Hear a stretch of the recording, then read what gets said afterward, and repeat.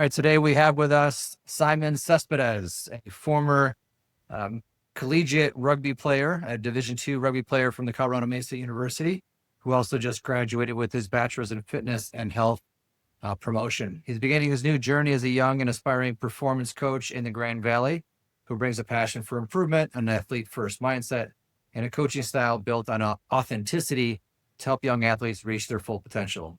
Being undersized and overlooked his whole life, he has never backed down from any challenge. He's living proof that consistency and dedication can outweigh natural talent. Credits much of that resilience to his mother, who immigrated from Colombia to the United States and instilled in him the confidence and work ethic that continues to drive him. Whether he's working with young athletes beginning their athletic journey or athletes striving for the next level, Simon is committed to creating an environment where athletes can develop not only their craft, but their confidence, discipline, and love for the process. If you're an athlete in the Grand Valley or anywhere on the planet that wants to improve your game, no matter young or old, reach out to Simon on Instagram, email, or text message him just to get started. And we will put all that in the bio there for you, Simon. Welcome to the show. Appreciate it. Thank you so much. Thank you for having me. Well, like I said before, man, I'm always intrigued on rugby. You know, it's not really a sport that's known in the States, but we Yeah. had Dave Hodges on here previously. He was Rugby Player of the Decade, Hall of Famer, has a bunch of accolades. Tell us about your journey and how you got into rugby. Okay. It was honestly, kind of weird.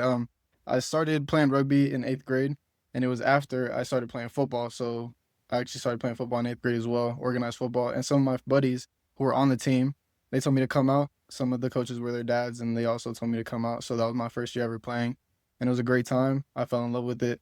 But since I started football, that was really what I wanted to do. So I kind of took a break from it in high school and focused on football. But when I got to my senior year, my same buddies I went to high school with, they told me, come out, play rugby for one last year. It's your senior year. Come on, just have fun with us. So I gave it a shot, and we did great. We made it to state. We unfortunately didn't win, but it was an amazing ride. And when I got to college, again, I wanted to keep playing football. So that's what I was working at. But obviously, that wasn't God's plan for me. And uh, when I went back to Denver, I would play during the summer, and those same friends kept telling me like, "Dude, you should keep playing. You should keep playing." And some of the guys on the team actually were gonna go into Mesa. They were going to school here, and they were gonna join the rugby team. And I was like, you know what? I'm gonna try one more time. See if we can make this work. And it's been great ever since. This team has been amazing. It's a family, and I wouldn't trade it for the world. It's been awesome. So you didn't play a sport your freshman year at Mesa, is that right then? Yeah, no, no, no. I Oh, actually playing for Mesa 2 years ago. oh wow, nice. So Yep. how many years total did you play rugby at Mesa? Just two. It was last 2 year years. and this year, and then yep, I ended up graduating in this spring. Excellent. And what did you do like growing up? Were you kind of the traditionalist? Did you play soccer? Did you play baseball? Did you play other sports? Like, what did you do growing up? Yeah, yeah. So soccer was like always in my blood. That was what I was playing as a kid. And then I did play baseball for a little bit, but I just wasn't my cup of tea. When I was little, I was really scared of the ball, so I kind of shied away from that. It was one of those things. But yeah, I kept playing soccer, and then throughout middle school, and then got introduced to football, and that was something that I really liked. So I gave up kind of soccer, and then just put everything into football during high school, rugby here and there, and finally like came to terms with that. Like football just wasn't gonna be for me, and rugby was something that like ended up just being better for me, and it worked out that way, and I'm glad it did. So, but yeah, growing up, I played all kinds of sports. Ran track in high school too. Um, I hooped a little bit with the guys. Yeah, And soccer and football are kind of the two perfect sports that translate really well into rugby. right. Tell, So tell yeah, it's kind of crazy how that tell works us out. about those skills that you learned in those two sports and how they actually translated for you. Like what were those things that specifically made you excel at rugby? Yeah. So in rugby, you can actually kick the ball forward, and that's the only way the ball can travel forward. You cannot pass it forward in front of you, so you have to catch it.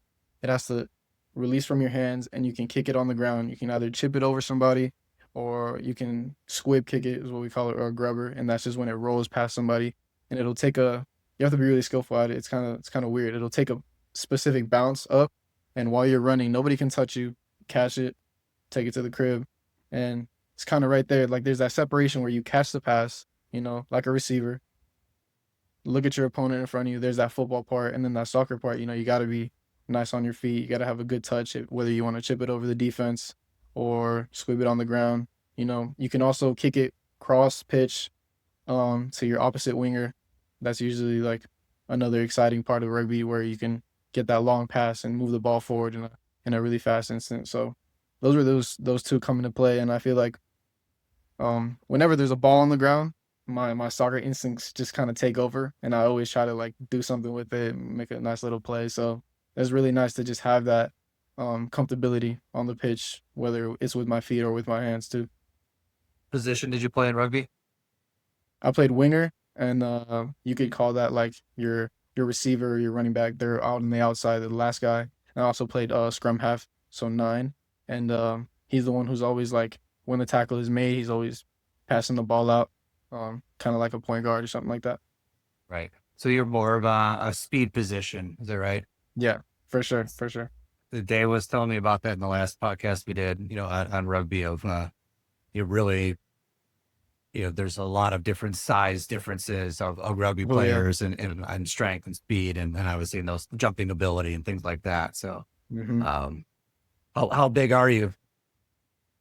I'm standing at like 5'5" on a good day, probably maybe five and a half. I'm weighing at like 150 right now. Cool 150, Wow. but we make it work That's right. That's right. So that kind of is a great segue to the undersized and overlooked your whole life. Tell me for about sure. that growing up and how that impacted you, but maybe negatively and also clearly positively in some ways. So yeah, I mean, growing up as a kid, like you get onto that field and you're trying to see like trying to scout out the opponent, as I should say, and the eye test is something that us as humans we do every single day. So we kind of compare ourselves to other people and try to give ourselves either confidence or, our mind takes over and we kind of get scared. And so as a kid, being even new to the sport, not really comfortable with the whole like physicality of it, excuse me. Um, the size aspect definitely played a part, but what really kept me going was my speed. It's like I'm fast, I'm twitchy, I'm shifty. If I get the ball, like I'm afraid I might get hit hard, but that was just motivation to keep running faster and not get hit at all.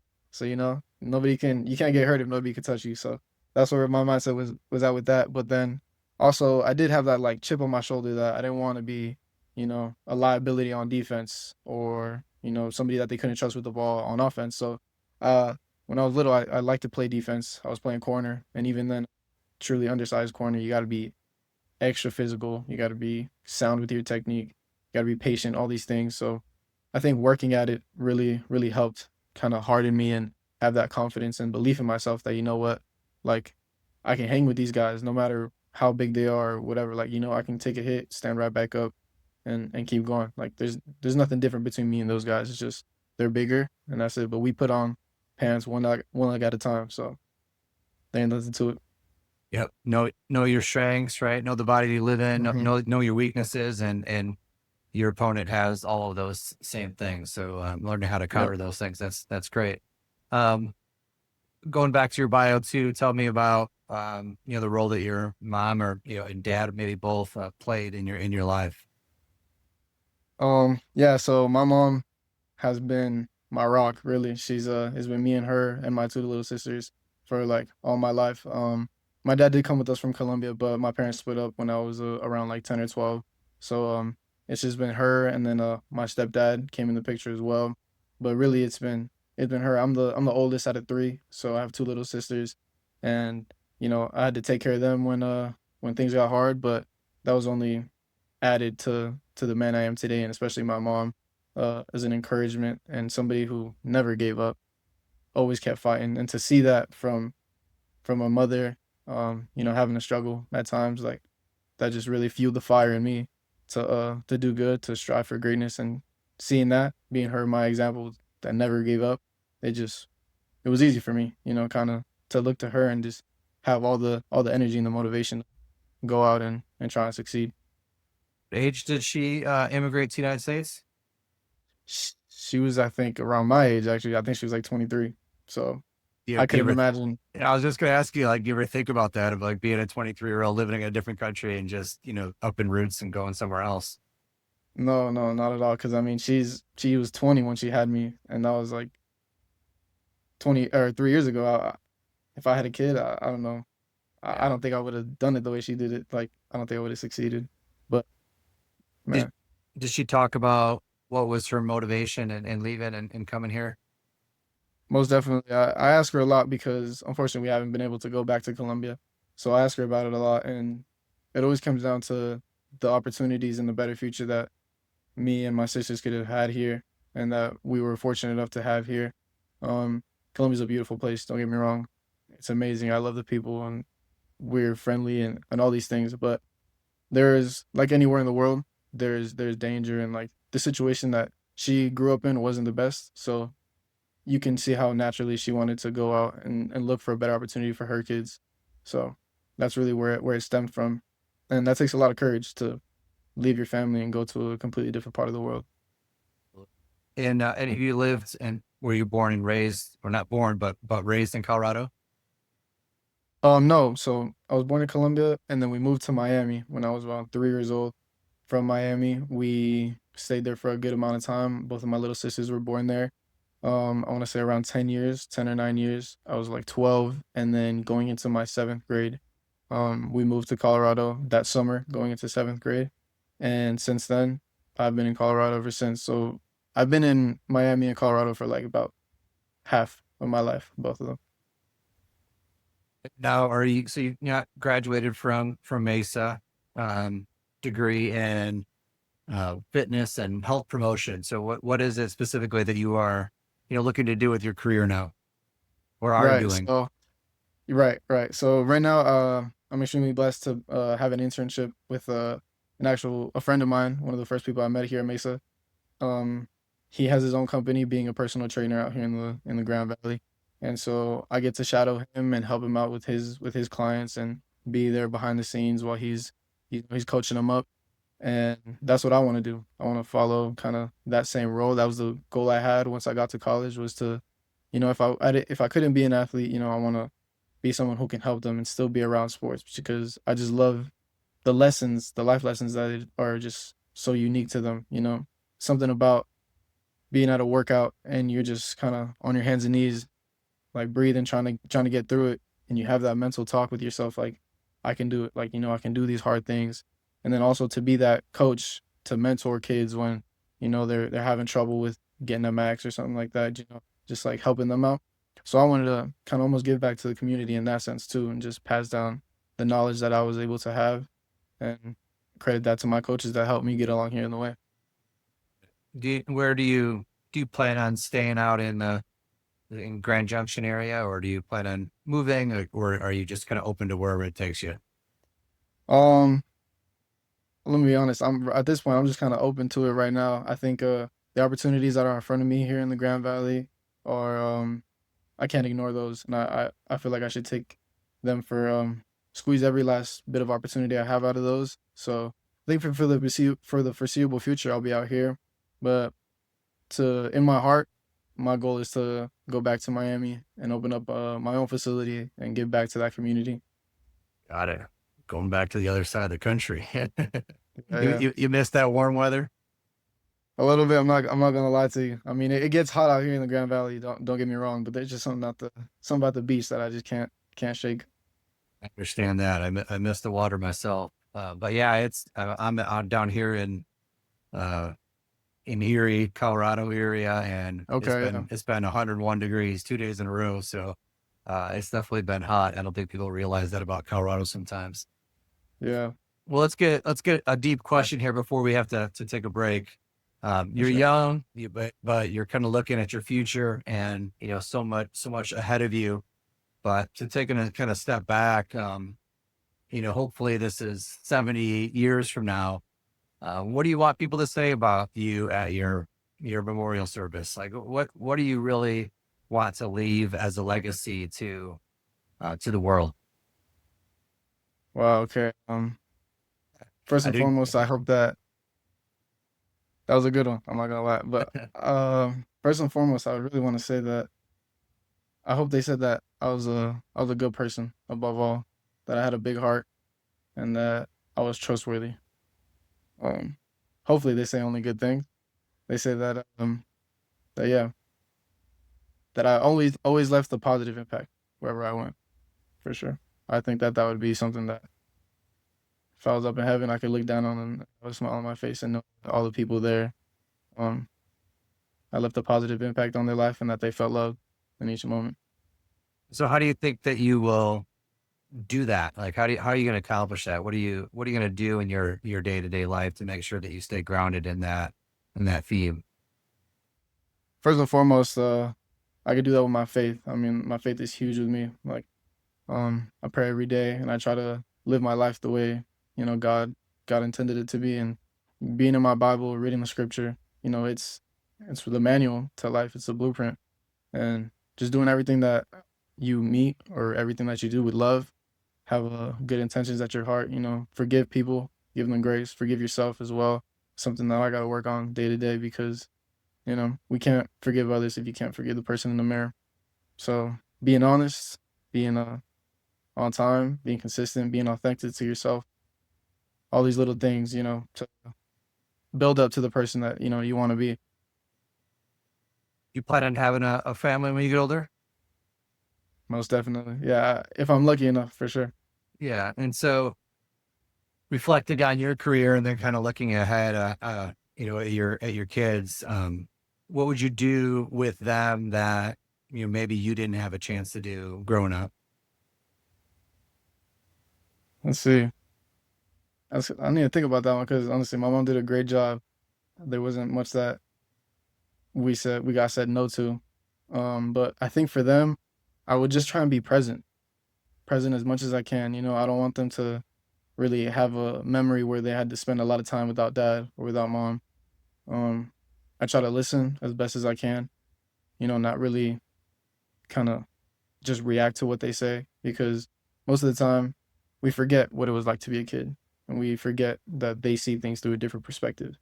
So being being patient with what they say, having a lot of patience, and teaching them lessons from a young age, and teaching them that fairness is a thing, and to always treat people with kindness, and that no matter if people come back at you in a bad way, that's all right. It's nothing personal, and always be a good person.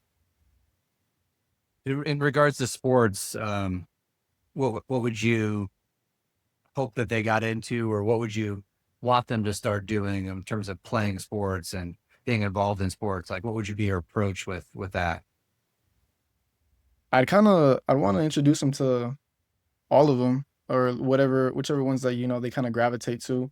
Um, in the back of my mind, I hope that my if I have a son that he might gravitate to wrestling. I had a short stint with wrestling in middle school, and I was gonna get into it, but I ended up breaking my thumb during one of the practices, and I think our first ever meet was like around the corner. So I was done with the season, and I didn't want to go into high school just fresh. So I just said, oh well, like I'm gonna just play football. But whenever I walk around and people see me, they're like, they'll assume I'm an athlete and they'll be like, wrestler? I'm like, Eh, unfortunately not. No, I know I have the body type they always tell me, They're but not profiling that. you. Yeah, they're profiling Yeah, you. exactly, exactly. So wrestling would be a good one. I think that the lessons that come from that are really cool, and the mentality that wrestlers have. I mean, there's some just small guys out there, and they're bulldogs. They don't care who's in front of them. So that I think swimming is a good one. I think that one's really cool. But yeah, just expose them to all the sports, whatever they like. There's so many skills that different sports have. Like baseball players have crazy hand IQ skills, and football has that agility. Soccer has that endurance. Basketball has this like body control aspect to it that you really can't find in specifically in all these other sports. So I think being a jack of all trades at a young age is really important because you can get used to your body moving in all these different ways. So by the time you get to, you know, you narrow it down and you say, okay, this is the sport that I want to get into. You you're on a different playing level. To be honest with you, you see most guys that are playing multi sports in high school and they're just a little bit different than the guys who are just playing one singular sport. You know what I'm saying? Couldn't agree with you more. Well, I appreciate those answers. We're going to take a quick break for our sponsor Sweet. rally for one, right? We're offsetting the cost of sports participation in particular, but also helping raise money for schools as well. So we'll take a quick break. We'll be right back.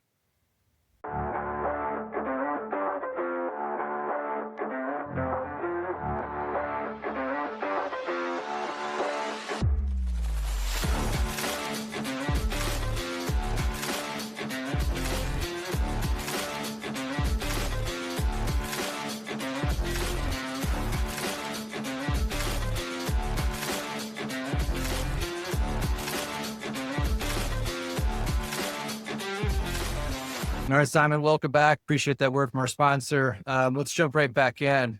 What's some of the best advice any coach has ever given you in your time? Right. Yeah. I'd have to say it came from one of my Pop Warner coaches when I first started playing football. I was like I said earlier, I was really scared being the youngest out there or being the smallest out there, and he came up to me and he said, "The bigger they are, the harder they fall." And I thought he almost like breathed life into me, and I was like, "Wow." As a little kid, that was kind of like exactly what I needed to hear. But at the end of the day, as I kept getting older, I was like, I tried to apply it to as many things as I could, to kind of understand it more. And as it came with seeking jobs, homework assignments, like you didn't want to do those early mornings, those late nights, those workouts, all these challenges. The bigger they are, the harder they fall. So like the more you work at it, the more you have confidence in yourself, you can accomplish anything that you really set your mind to.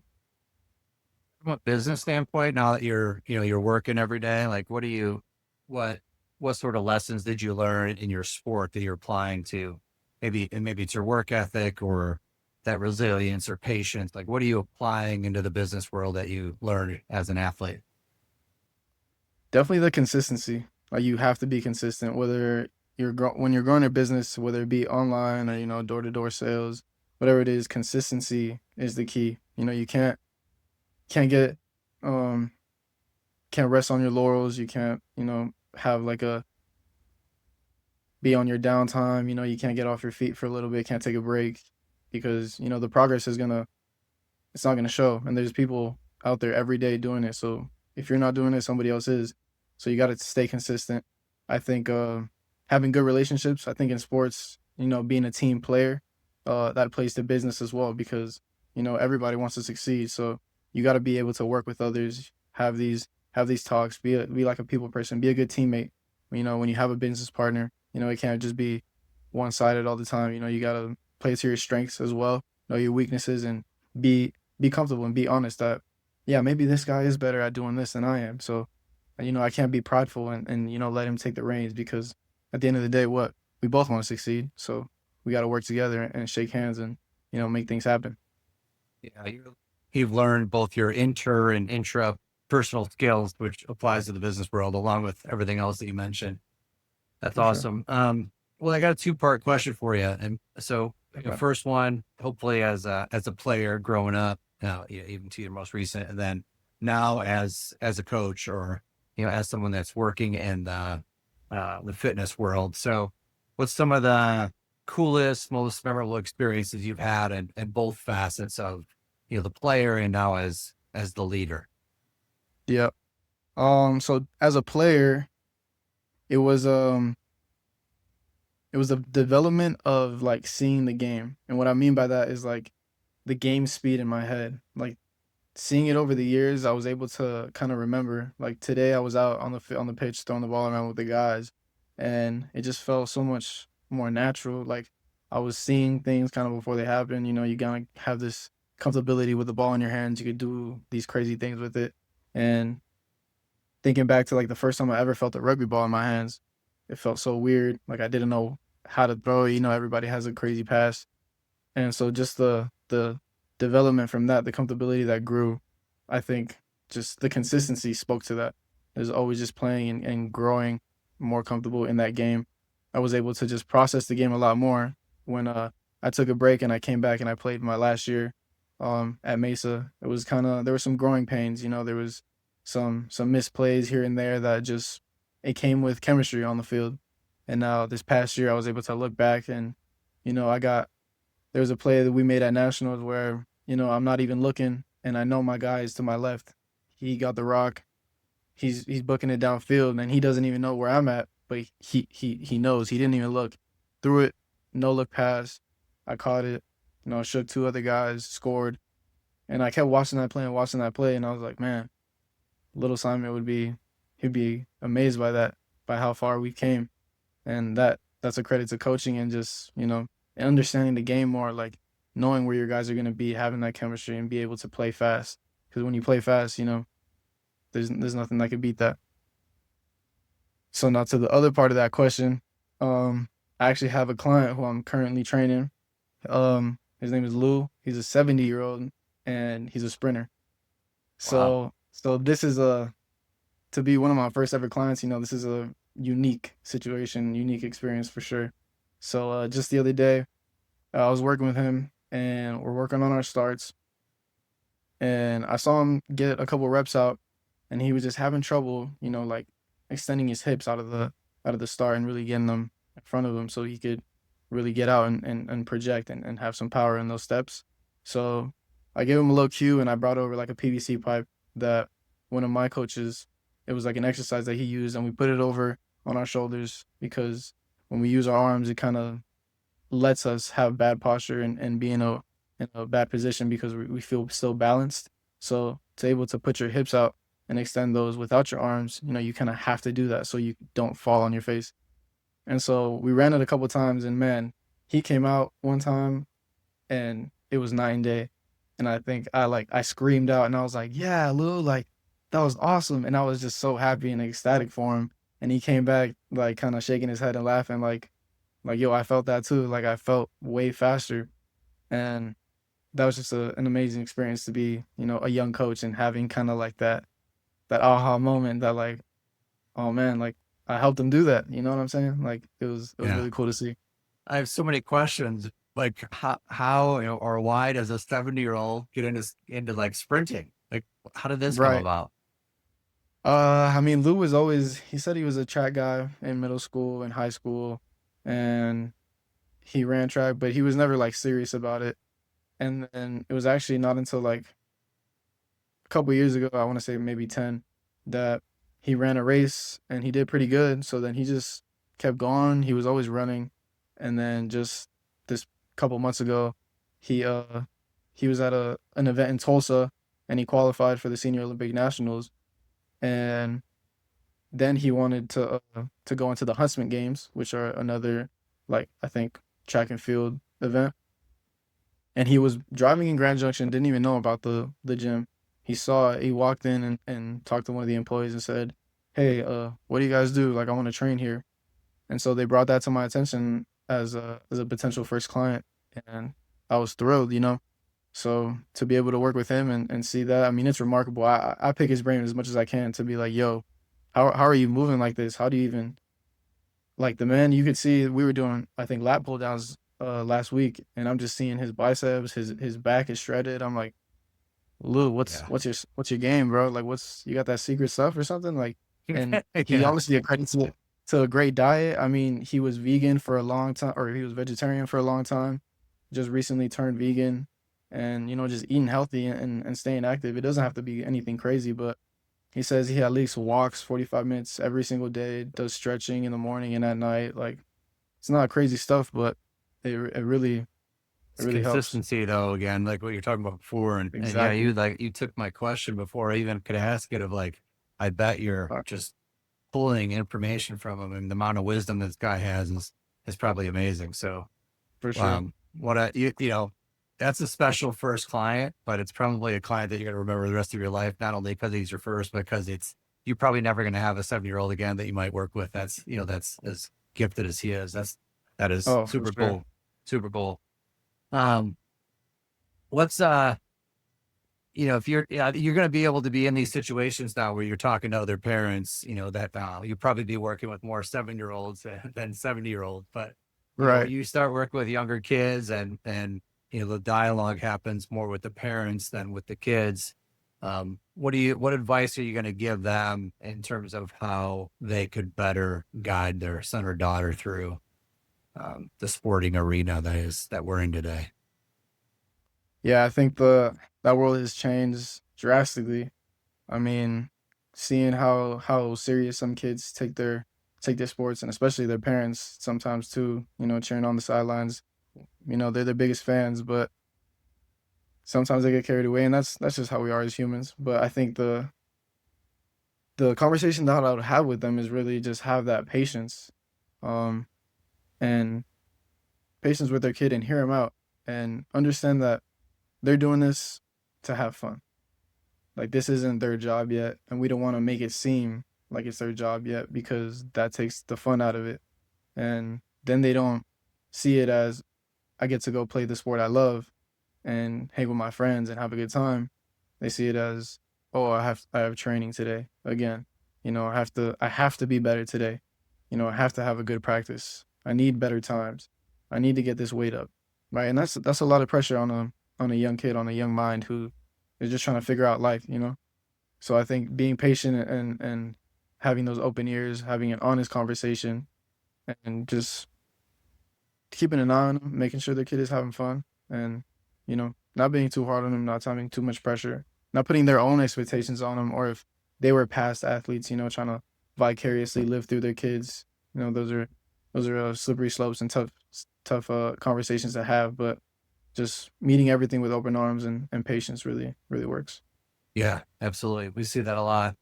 Um, I wanted to follow up before on on your playing career, and I forgot to ask you, so I'm going to go back to it. Is there one game that stands out to you more than any of the others? Like, if there one, we kind of talked about the moment, but is there a game? Like, is there that one game? It doesn't have to be that you did really well or you had a special play or anything like that, but what's that one most memorable game that you played? Okay, I think it's a toss up between two. This past nationals for sevens, we made it out the first round, and we had the number one seed in our bracket, Miami of Ohio. That was our next game, and came out. I think we were up, or we were down. No, we were down five. Thunder delay. Came back like after 30 minutes. I was subbed out a little bit before that, and so waiting that whole time, you're just kind of stressed. Everyone's nerves are all over the place because I think we had like a minute left or something like that. So we were just waiting, waiting, waiting. Came out, ended up winning the game, and that was just crazy. I remember we won on like a last second play, and it was over after that. But I think the one that I'll take forever was during this last fall, we went up to Bozeman, and we played Montana State. Those are our rivals, and they've had our number for as long as I can remember. That's a history. They've always came down and gotten the best of us. But this time we came up there, we were ready, we wanted it, we were hungry, and we came out there and did exactly what we needed to do. We took care of business, and we did it exactly how we were meant to play. We played Mesa Rugby. And I mean, I ended up separating my AC joint in that game, but I mean, being on that sideline and just like, being an extra guy, cheering them on, communicating. I mean, the energy was all there, and you can see how much we wanted it. We were down to like, we didn't have any more subs. We had to put in everybody we had. We had to empty out the squad, but we didn't give up, and we came out there and we did it, and we ended up being High Beaks champs. So that was one that was really really special to us. Great. Now obviously you're doing fitness, but are you doing any coaching in rugby right now, or do you aspire to coach in rugby? Like, what's the plan there as well? Most definitely, most definitely. Especially with staying out in the Grand Valley for at least the next year. Uh, I'm definitely gonna go and be part of the coaching staff if I can, or just volunteer my time at practice and go and spread my knowledge and help those guys get as best as they can.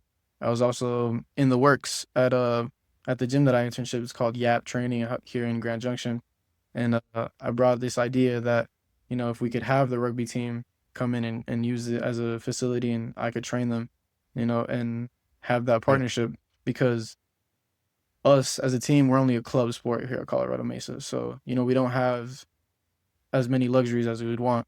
So we kind of just have our practice times and we have our conditioning, but the weight room and all the other stuff that other teams get, we kind of have to do it on our own. So me having that opportunity, having my foot in the door at a facility like that, um, it's just my way of giving back to the team and helping them get as good as they can so that, when they're ready for the season, they can perform to the best of their ability. So I think it's going to be a good dynamic for them to be training and me being able to get coaching experience at the same time. Yeah, it's a great idea. Great idea to utilize that space. What about soccer? You plan on coaching soccer too? I mean, I could. It's been so far removed. I think that I could. The best that I could do is teach or try and coach the speed and agility in soccer. But as far as technique and stuff like that goes, I'm gonna leave that to the professionals for sure. Rugby's your jam. Rugby's it, right? Yes, sir. That's Yes, sir. great. Is you feel like rugby's growing or stagnant? Like what's rugby doing in the United States right now?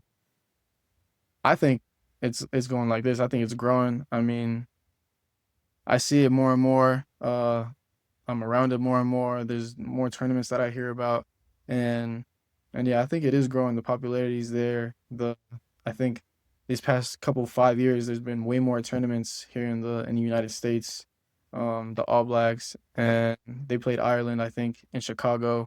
So having teams, travel in and have those tournaments, having HSBC sevens, all that stuff, I think you can definitely see that it's growing in popularity in the United States for sure, and people like it. The rugby community is really vast and different, and everybody comes from everywhere, and they greet people with open arms, and I think it's one of the nicest communities out there. Yeah, I've heard a lot about that. That's awesome. Um, tell everyone how to get a hold of you. So you're in Grand Junction. You're on Instagram. Yes, What's the sir. handle? What's the handle there on the social media platforms? Yeah, so the Instagram is gonna be SC Performance 21. So it'll be S.C_performance.21. That'll be my Instagram handle. My phone number is 786-780-8569. And my email is Simon, all lowercase _ Cespedes 360 @hotmail.com. So hopefully we can drum up some business for you with the Much success of appreciated. this podcast. We appreciate you being on and spreading your wisdom, and we look forward to you continuing to grow not only the sport but grow young men and clearly some older men too. Yes, sir. Yeah, grow those 7-year-olds. If that guy makes it to the Olympics, you got to message us back and let us know that you played a Most part in definitely. that. Um, For sure. Simon, thank you for your time, and we'll get this released here pretty soon. Appreciate your time. Sweet. Tony, thank you so much. Thank you. Absolutely. Have a Take good care. one. You too. We'll let that up. Can dance, but you gotta keep it up a little something like this, like this, like this, like this, like this, like this, like this.